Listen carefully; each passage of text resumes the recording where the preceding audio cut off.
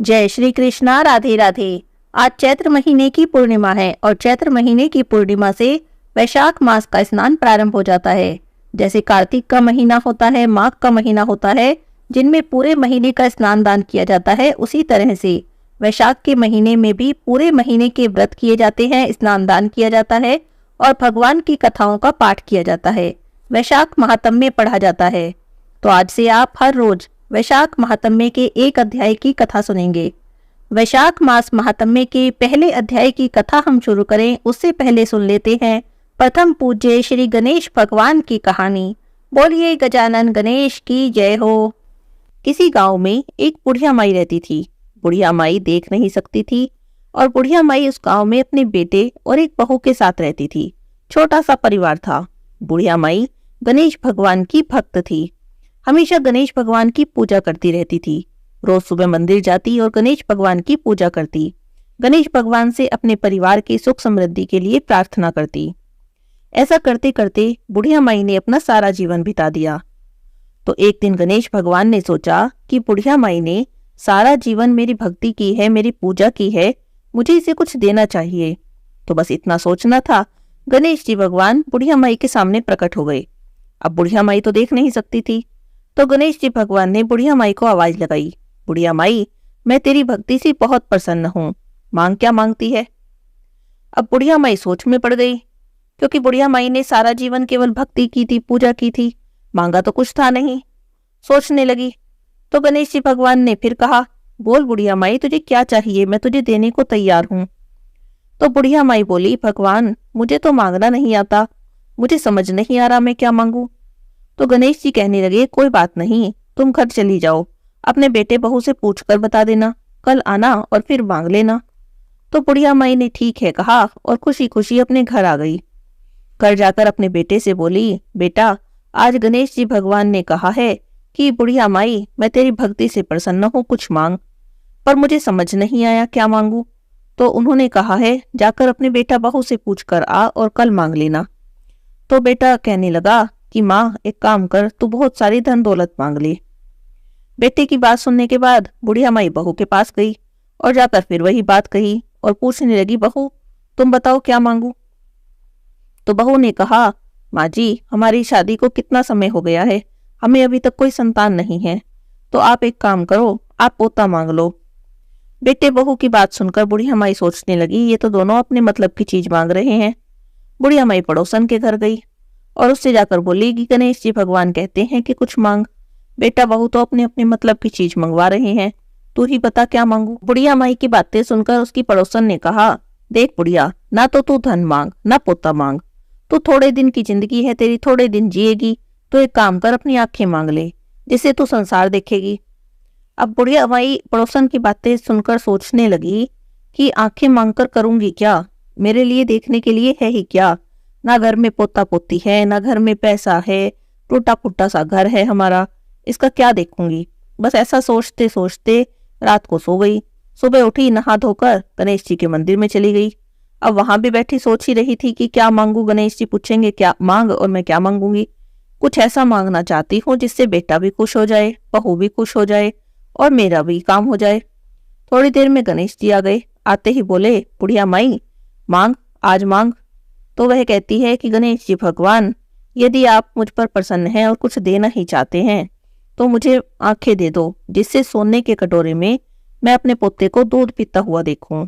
और गणेश जी भगवान, मृत्यु के बाद बस मुझे अपने चरणों में स्थान दे देना।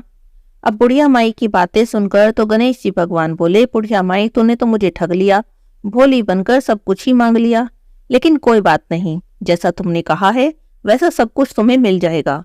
और इतना कहकर गणेश जी तो वहां से अंतर्ध्यान हो गए। बुढ़िया माई को अपने मांगे अनुसार सब कुछ मिल गया। हे गणेश जी भगवान, जैसा आपने बुढ़िया माई को दिया, जैसे उसकी मनोकामना पूरी की, ऐसी ही सबकी करना। बोलिए गजानन गणेश की जय हो। आप सुनते हैं वैशाख मास मातम्य के पहले अध्याय की कथा। बोलिए कृष्ण भगवान की जय हो। सूत जी कहते हैं कि राजा अम्बरीश ने ब्रह्मा जी के पुत्र देव ऋषि नारद से पुण्य में वैशाख मास का महात्म्य इस प्रकार पूछा, हे ब्राह्मण, मैंने आपसे सभी महीनों का महात्म्य सुना। उस समय आपने यही कहा था कि सब महीनों में वैशाख का महीना सबसे श्रेष्ठ होता है। इसीलिए यह बताने की कृपा करें कि वैशाख मास क्यों भगवान विष्णु को प्रिय है और उस समय कौन कौन से धर्म भगवान विष्णु के लिए प्रीतिकारक हैं। वैशाख के महीने में क्या क्या कार्य करने चाहिए। तब नारद जी ने कहा कि वैशाख मास को ब्रह्मा जी ने सब मासों में उत्तम सिद्ध किया है। वह माता की भांति सब जीवों को सदा ही अभिष्ट वस्तु प्रदान करने वाला है। धर्म, यज्ञ, क्रिया और तपस्या का सार है। संपूर्ण देवताओं के द्वारा पूजित है। जिस प्रकार विद्याओं में वेद विद्या, मंत्रों में प्रणव, वृक्षों में कल्प वृक्ष, धेनुओं में कामधेनु, देवताओं में विष्णु, वर्णों में ब्राह्मण और प्रिय वस्तुओं में प्राण, नदियों में गंगा जी, तेजों में सूर्य और अस्त्रों शस्त्रों में चक्र, धातुओं में स्वर्ण, वैष्णवों में शिव और रत्नों में कौस्तुभ मणि है, उसी प्रकार धर्म के साधनभूत महीनों में वैशाख महीने को सबसे उत्तम माना गया है। संसार में इसके समान भगवान विष्णु को प्रसन्न करने वाला कोई दूसरा मास नहीं है। जो वैशाख मास में सूर्योदय से पहले स्नान करता है, उससे भगवान विष्णु निरंतर प्रीति करते हैं। कहा जाता है कि पाप तभी तक गरजते हैं जब तक जीव वैशाख मास में प्रातःकाल जल में स्नान नहीं करता। सूत जी कहते हैं, हे राजन, वैशाख के महीने में सब तीर्थ आदि देवता तीर्थों के अतिरिक्त बाहर के जल में भी सदैव स्थित रहते हैं। भगवान विष्णु की आज्ञा से मनुष्यों का कल्याण करने के लिए वे सूर्योदय से लेकर 6 दंड के भीतर वहां मौजूद रहते हैं। वैशाख के समान कोई महीना नहीं, सतयुग के समान कोई युग नहीं, वेदों के समान कोई शास्त्र नहीं और गंगा जी के समान कोई तीर्थ नहीं, जल के समान कोई दान नहीं, खेती के समान कोई धन नहीं और जीवन से बढ़कर कोई लाभ नहीं। उपवास के समान कोई तपस्या नहीं और दान से बढ़कर कोई सुख नहीं।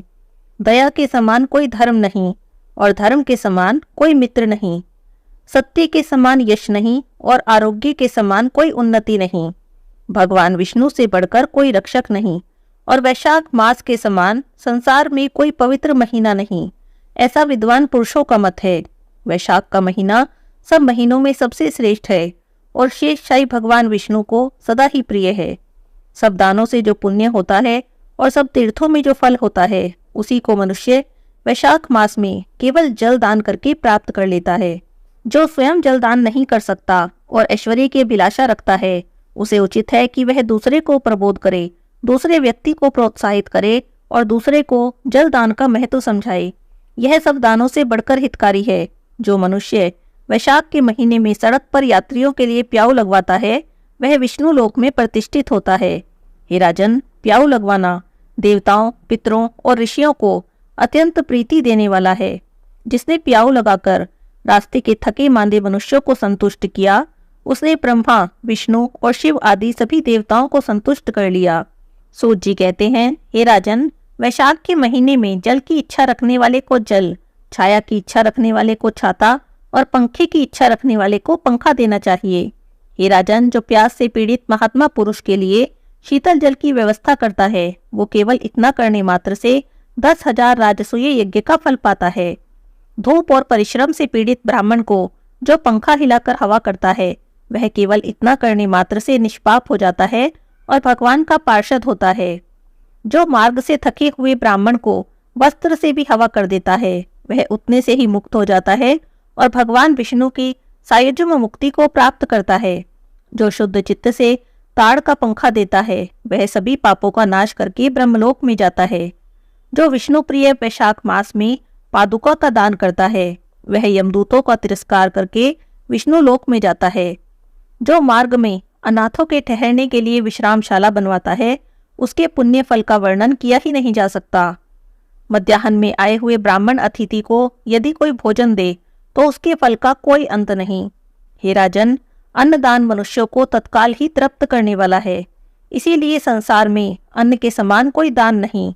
जो मनुष्य मार्ग के थके हुए ब्राह्मण के लिए आश्रय देता है, उसके पुण्य फल का वर्णन नहीं किया जा सकता। हे राजन, जो अन्नदाता है, वह माता पिता आदि का भी विस्मरण करा देता है। इसीलिए तीनों लोकों के निवासी अन्नदान की प्रशंसा करते हैं। माता और पिता केवल जन्म के हेतु होते हैं, पर जो अन्न देकर पालन करता है, विद्वान लोग इस लोक में उसी को पिता कहते हैं। नारद जी कहते हैं, हे राजन, वैशाख के महीने में धूप से तपे हुए और थके मांदे ब्राह्मण को श्रम नाशक सुखद पलंग देकर मनुष्य कभी भी जन्म मृत्यु आदि के कलेश से कष्ट नहीं पाता। जो वैशाख के महीने में पहनने के लिए कपड़े और बिछावन देता है, वह उसी जन्म में सब भोगों से संपन्न हो जाता है और समस्त पापों से रहित हो ब्रह्म निर्वाण अर्थात मोक्ष को प्राप्त करता है। जो तिनकों की बनी हुई या खजूर आदि के पत्तों की बनी हुई चटाई दान करता है, उसकी उस चटाई पर साक्षात भगवान विष्णु शयन करते हैं। चटाई देने वाला बैठने और बिछाने आदि में सब ओर से सुखी रहता है। जो सोने के लिए चटाई और कंबल देता है, वह उतना करने मात्र से मुक्त हो जाता है। निद्रा से दुखों का नाश होता है, निद्रा से थकावट दूर होती है और वह निद्रा चटाई पर सोने वाले को सुखपूर्वक आ जाती है। धूप से कष्ट पाए हुए ब्राह्मण को जो सूक्ष्मतर वस्त्र दान करता है, वह पूर्ण आयु और परलोक में उत्तम गति को प्राप्त करता है। नारद जी कहते हैं, हे राजन, जो ब्राह्मण को फूल और रोली देता है, वह सभी भोगों का भोग करके मोक्ष को प्राप्त होता है। जो खस, कुश और जल से वासित चंदन देता है, वह सब भोगों में देवताओं की सहायता प्राप्त करता है और उसके पाप और दुख की हानि होकर परमानंद की प्राप्ति होती है। वैशाख के धर्म को जानने वाला जो पुरुष गोरोचन और कस्तूरी का दान करता है, वह तीनों तापों से मुक्त होकर परम शांति को प्राप्त करता है।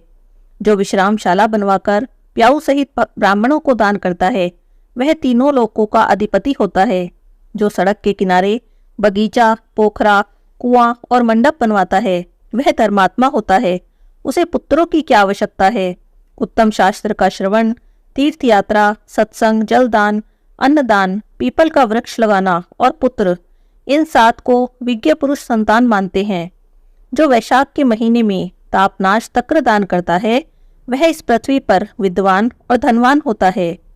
धूप के समय मट्ठे के समान कोई दान नहीं, इसीलिए रास्ते के थके मांदे ब्राह्मण को मट्ठा देना चाहिए। जो वैशाख के महीने में धूप की शांति के लिए दही और खांड का दान करता है और विष्णु प्रिय वैशाख मास में जो स्वच्छ चावल देता है, वह पूर्ण आयु और संपूर्ण यज्ञों का फल प्राप्त करता है। जो पुरुष ब्राह्मण के लिए गाय का घी अर्पण करता है, वह अश्वमेध यज्ञ का फल प्राप्त करता है और विष्णु लोक में आनंद का अनुभव करता है। जो दिन में ताप की शांति के लिए सायंकाल में ब्राह्मण को ऊख दान करता है, उसको अक्षय पुण्य की प्राप्ति होती है।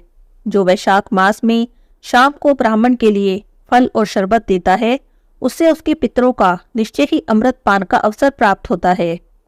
जो वैशाख के महीने में पके हुए आम के फल के साथ शरबत देता है, उसके सारे पाप नष्ट हो जाते हैं।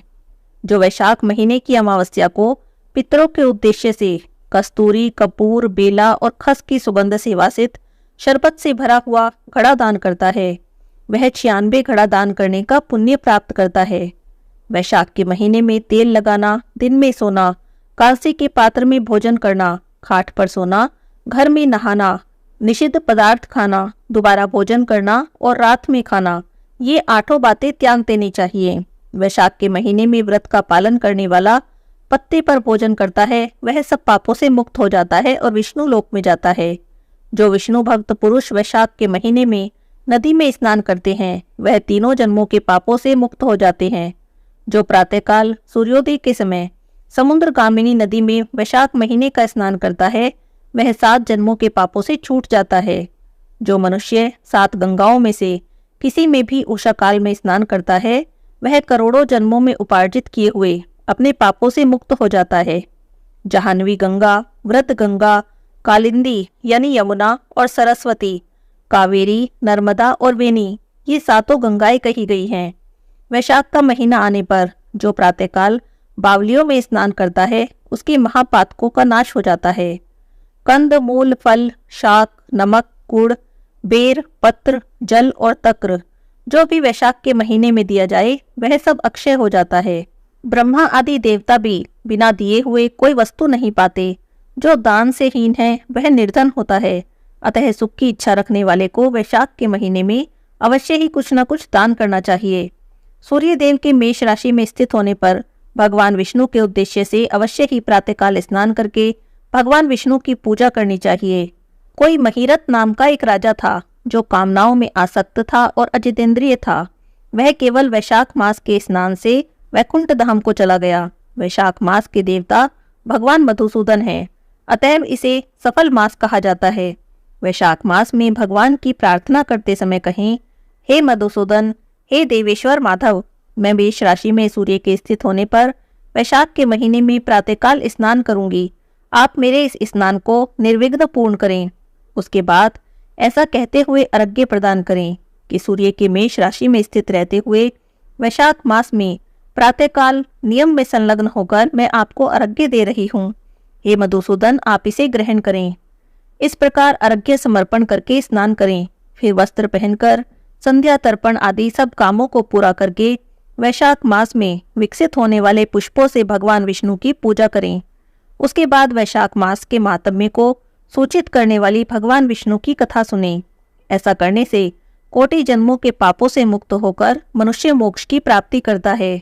हे राजन, यह शरीर अपने अधीन है, जल भी अपने ही अधीन है, साथ ही अपनी जीवा भी अपने वश में है। अतः इस स्वाधीन शरीर से स्वाधीन जल में स्नान करके स्वाधीन जीवा से हरि इन 2 अक्षरों का उच्चारण करें। जो वैशाख के महीने में तुलसी दल से भगवान विष्णु की पूजा करता है, वह भगवान विष्णु की सायुज्य मुक्ति को प्राप्त करता है।